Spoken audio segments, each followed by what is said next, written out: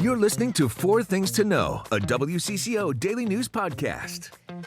Today is Thursday, June 4th. I'm Maria Lisignoli. I'm Johnny Kahner. Thank you for watching and listening to Four Things to Know. Our top story today. A missing teenage girl was found in a cardboard box in an Oakdale couple's home, and now they're facing charges. Andrew Olson and Angeline Olson are both facing multiple charges of criminal sexual misconduct. Andrew is also charged with 3 counts of possessing material of child sexual abuse. Court documents say the Maplewood Police Department first began an investigation after a 14-year-old girl was reported missing from her school on May 26th. According to the complaints, police were told by the girl's father that she could have been at her friend's house in Oakdale. When police arrived at that house, Angeline told them the girl was not there. But after receiving reports of a girl standing outside the home in a swimsuit, police returned and found her hiding in a cardboard box under a pile of clothes in the couple's bedroom. And after more searching, police found evidence of sexual abuse. Jason Rantala is following this story. He'll have more on air and online at WCCO.com. Number 2 today, we have a major update on Minnesota's fraud crisis. The state completed a review of nearly 5,600 high-risk Medicaid providers. This was all part of a measure to try and get the federal government to stop withholding $2 billion in Medicaid funding from Minnesota. The feds want the state to show the money will go into the right hands. We have the results. 61% of the providers, that's more than 3,400 in total, were notified they will be disenrolled. Connor White has more. Those thousands of providers are going to be unable to bill Medicaid for services they provide. This is everything from medical care to autism services to helping with housing for people with disabilities. Now, about 2,491, they failed due to submissions of incomplete paperwork and documentation. 916 had problems with site visits. 4 of them had failed background studies. But according to some providers, there have been irregularities or at least confusing aspects of this revalidation process. More than 300 of them were on a regularly scheduled call with DHS on Thursday morning. They had outstanding questions because they feel they've gotten conflicting information, or at least believe they've done everything they possibly can to show they're legitimate, but are still running into walls, and now they're no longer able to bill, which puts their practices at risk. It puts their clients at risk. Now, of course, all of this goes back to fraud. This is part of the state's attempts here to satisfy the federal government to show that they truly are dealing with the widespread fraud as well as they can be. 2 people accused of committing this kind of fraud are due in federal court for their initial appearances. One of them is from Philadelphia. They're a so-called fraud tourist. They're among 5 from the city of brotherly love who apparently heard from someone that there are services within Minnesota that were easy to defraud. 2 have already pled guilty. This is back in the winter. 3 are among the people who were recently charged, getting the attention of the Trump administration. Number 3. Minneapolis park leaders say a beloved dog park is actually a sacred site with deep meaning for Dakota tribes. Park leaders are now pushing forward with plans to close the park, while dog owners are pushing for other options. Later this month, a full park board will have a final vote on a resolution to decommission the dog park. Just last night, the park committee voted to approve that resolution. So where is this? This is the Minnehaha Off-Leash Dog Park, and it runs along the Mississippi River. It gives dog owners a chance to let their dogs run free in the water in the middle of the city. It's been open for years. However, the Minneapolis Park and Recreation Board says a recent archaeological study and input from an Indigenous Advisory Council found burial sites on the land. On Wednesday, a park board member introduced a resolution to, quote, decommission the dog park because of the cultural significance. Residents on both sides of the issue responded. Public parkland is meant to be shared, not segregated. Crucially, the presence of dogs here does not preclude anyone else from enjoying the broader landscape. We have a Religious Freedom Act as a Native people here, and the dog park is infringing on that. As I mentioned earlier, the full Minneapolis Park Board still needs to have a final vote on the resolution to decommission the dog park. They will hold that vote later this month. Today I spoke with Maggie Lawrence, Executive Director of Wakan-Tipi Awankapi and a member of the Native American Advisory Council to the Minneapolis Park Board. She helped answer the question of why now? It's just only been recently that Native people have had a seat or a voice in these conversations, had a seat at the table to speak up for our sacred places, our burial places. And so that kind of answers the question is why now? Because people are listening now and people are really willing to try to correct some of these historical wrongs. Minneapolis Park and Rec Board President Tom Olson said if the resolution passes, it's likely the off-leash section of the dog park would close sometimes before the end of the year. Now to your fourth thing to know today, bears might be something that you'd expect only to see up in northern Minnesota. But yesterday, one was spotted in a backyard in Edina. Frankie McClister tells us what went down in Lee Bottoms neighborhood. It was around just 10 a.m. yesterday when what the city says was a black bear scoured around this, what appears to be an everyday Edina backyard. WCCO spoke with the handyman who was working at that home in the Concord neighborhood when him and the homeowner thought they saw a dog. It clearly wasn't that. The city of Edina says it's a black bear that's around 2 to 3 years old, and they think it's walking around the Minnehaha Creek looking for its mom. They began getting reports of it last weekend. It's right off of the freeway, so there's a lot of noise coming off, and the bear was kind of moving away from that, running through the yards, and it's kind of an area like this. And but yeah, the bear really had nowhere to go. It was all fences and tree lined, and it looked like it was just trying to get out of there. So when it comes to these bears, the city says that they're more attracted to things like your bird feeders and your trash cans. So when it comes to your pets, yes, be on alert, but your pets, just keep them a little bit supervised. And the DNR says if you could report a bear sighting to their website whenever you see one, if you do, that would help them out as well. Yeah, I would hate for my little dog Phoebe to be out there when a bear is coming by, but I'm glad Frankie said that the bears aren't necessarily attracted to your pets, but just to still be careful. That would be terrifying. Oh my God. Right in your backyard. This thing was big too. Could you even imagine seeing that in your backyard? Absolutely not. I see deer all the time. Yeah, I saw a coyote last night, which are attracted to the pets, obviously. That's true. So, that's true. Yeah, we have a lot of wildlife in Minnesota. We want to keep an eye, but a bear, yeah, in Edina, too, of all places. You don't expect it, yeah. no. Well, those are the 4 things to know today. Now let's check in on our next weather forecast. Happy Thursday, guys. Thanks for the meteorologist Adam Del Rosso checking in. Things pretty quiet through late tonight. There could be a few storms early this evening. Temperatures, yeah, they're still going to be on the warm side, maybe a little bit on the muggy side. We only fall back into the mid-60s for our lows tonight. Tomorrow could have a couple more storms popping back up later into the afternoon. High temperatures climbing into the low 80s. Things dry up for the weekend with more sunshine, more heat and humidity as high temperatures both Saturday and Sunday are going to be in the upper 80s, close to 90. And now, here's more to know. Protesters who stormed a church service in St. Paul are not being charged at the state level, a decision that's getting mixed reaction. This service disruption happened in January at the height of the ICE surge. Protesters say they found out that an ICE leader also serves as a pastor at City's church. Nearly 40 people were federally charged following this protest, including journalist Don Lemon and independent reporter Georgia Fort. They were accused of violating 2 civil rights laws. However, St. Paul City Attorney Irene Cow says prosecutors found no evidence of violence, property damage, or threats to public safety and declined to pursue charges. Cow says, in part, quote, "The right to peacefully protest is protected, as is the right to exercise one's religious beliefs. Balancing these equally important rights is paramount to our decision today," end quote.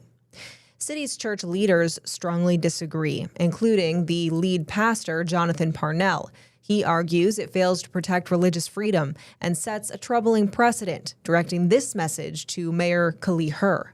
Mayor Hur, on April 20th, in your address on the state of St. Paul, you said that you are committed to listening and to acting and to lifting St. Paul higher to its full potential. But I wonder, do you include evangelical Christians in that commitment? Or do you only care about those you agree with? Of course, this decision only affects potential state charges. Dozens of people still face federal charges, and those cases remain active. Cameras caught thieves leaving a Minneapolis studio with a cart full of stolen art. It happened Tuesday morning in the North Loop. The artist is Leon Husha, and he told us the thieves got away with around $80,000 worth of his work. Part of me, when this happened, started laughing, and here's why I was laughing. This is the first time I've ever seen in the Twin Cities an art heist.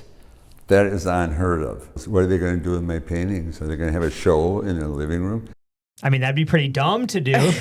No kidding. Hey, the artist sounds like he's got a good attitude about it. If someone stole $80,000 worth of my art, I think I'd be saying some more choice words. Yeah, maybe he was off the camera. But that is crazy. Now, his assistant says she does not know how the thieves got inside. She says they flipped around and unplugged a surveillance camera. But not all of them, obviously. Yeah, but they did leave behind a shoe print. So they hope more security footage from neighbors will help crack the case. Let's hope it does, too. I mean, 80 grand, that's a ton. Honestly, so mean. Terrible. And yeah, it's a lot of money. All right, so summer is just getting started, and already some beaches may not be safe to swim in. Right now, there's a problem at Lake Nokomis. Now, that problem is blue-green algae, which can produce toxins that can actually make you sick. The Minneapolis Park and Rec Board put up advisory signs at both Lake Nokomis' main beach and 50th Street Beach. Now, they say the amount of chemical produced from the blue-green algae exceeded the Minnesota Pollution Control Agency's recommended standard for safe swimming. They blame hot weather, sunny skies, and water temperatures higher than 75 degrees. Those are ideal conditions for blue-green algae to grow. The park board says you should not swim in water that looks like pea soup or has like a spilled paint floating on the surface look. This goes for your pets, too. The park board says ingesting this kind of water can be harmful to both humans and pets. So if you or your pet are exposed to blue-green algae, it's recommended you shower immediately. Plus, it's stinky. Yuck. Ugh, yeah, I hate it. It's gross. Well, and also what's interesting to me is they said the heat is a big factor, right? And it's only in June. I know. So we're already having this problem. This is probably going to keep happening. Good point. Yeah. It does seem like it is the time of the year where this seems to happen, like early summer, but yeah, hopefully no more. Because we just talked about Lake Nokomis yesterday. They had like 150 or more dead fish because of the warmer temperatures. So, I don't know, things are happening in that lake, obviously. I'm out. I'm out. We have a political update for you today. We're following an interesting piece of legislation that could impact you all at home. We're talking about late mail deliveries. Who doesn't love that? No, that's the worst. Representative Angie Craig introduced legislation today that would hold the United States Postal Service accountable for what she calls unacceptable performance. Craig says the Minnesota and North Dakota region continues to rank in the bottom 10 for postal performance across the nation. Now, we will, of course, continue to keep you updated on where this legislation goes, but it is always frustrating when you're waiting for that package. Just keep waiting for it and it's delayed. And it could be dangerous too if you're getting some sort of a medication or something. Absolutely. You need that package delivered. So yes, definitely good legislation. All right, this next story may surprise you, Johnny. You know how people go to blood drives, donate blood. It's critical for many hospitals to help other people in those hospitals, but did you know pets also need blood? Pets? And you can have your pet donate blood to help other veterinarians and stuff like that. Pets are giving back these days too. It's crazy. There was a whole event today. The Mars Veterinary Health and the American Red Cross held this human and pet donation event in Arden Hills. The Blue Pearl Pet Blood Bank would like to triple the number of donors currently enrolled in its blood donation program to meet the demand. Mars Veterinary Health is today testing a pet's suitability to become a donor. They look for healthy cats and dogs between the ages of 1 and 8. They say pets can donate blood every 8 to 12 weeks. They say each blood donation has the potential to positively impact the lives of up to 3 pets. Here's more from Emily Elmer with Blue Pearl Pet Hospital. incredibly critical. The emergency situations in which humans need blood products are the exact same in veterinary medicine, and there's a critical blood shortage across both veterinary and human medicine. All right, let's get to sports tonight. It's a big night at Target Field, Prince night.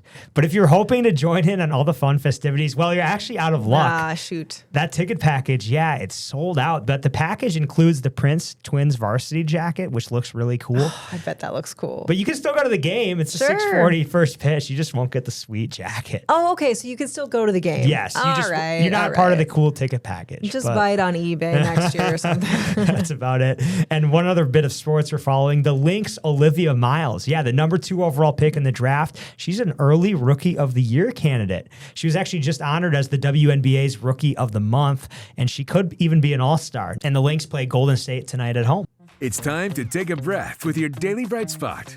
Are you looking for some fun this weekend? Who This isn't? one is, well, right, I know. It's Thursday and we're already thinking about the weekend. But hey, it's a big one. It's a tradition now over at the Lake of the Isles. It's the annual pencil sharpening. I had no idea what this even was today. Johnny literally looked at me today and goes, "What's the pencil sharpening?" When I told him, I'm like, "Have you not driven around the lakes and seen a giant pencil the size of a tree Never. in someone's It yard?" is a huge pencil, though. It is. And every year, because, the point gets dulled by the weather, the rain, the snow. And so they literally take a giant sharpener and sharpen it every single year. It's so funny. One of our coworkers, Bailey, who we work with very closely, she said she's actually going there for a friend's birthday Literally. this weekend. I mean, it must be a huge deal. There are a lot of people that go, and it's just a random mansion on the side of the lake, but it's pretty cool because there is a lot of green space that you can go and stand. Now, the address, if you do want to go and you want the exact place, it's 2217 Lake of the Isles Parkway East in Minneapolis. Just write it down. Just write it down, or loop the lake. It's really not that hard to see. It starts at 1 p.m. on Saturday, but it does bring a crowd. Apparently, so you're it going to does. probably want to go early. Oh my gosh, For all to sure. see a pencil. I All might have to to see check a it out, though, pencil. instead of ripping on it. I might just have to Yeah, go for a run around exactly. there. I want to see the Rose House, The Tulip House? Or the Tulip House. Yeah. Have you been around there? I've never been around there. It was sold last year, though, so I Yeah, wonder if the new they kept owners... it. They kept it? Yes. Good. Yeah, the tradition's that's alive. Great. That's Yes. great. I love to see it. Hey, if you want to see it too, yes, Saturday, 1 p.m., Lake of the Isles. But for now... Thank you so much for listening here to 4 Things to Know. With Johnny Kahner, I'm Maria Lisignoli, and we're here with the news you need every weekday afternoon by 3 o'clock. Listen to 4 Things to Know, a WCCO daily news podcast, wherever you get your podcasts. Love podcasts? Love Minnesota? Check out the WCCO podcast studio lineup. Hear the top stories of the day with 4 Things to Know. Discover top female athletes and teams from around the state on women in sports.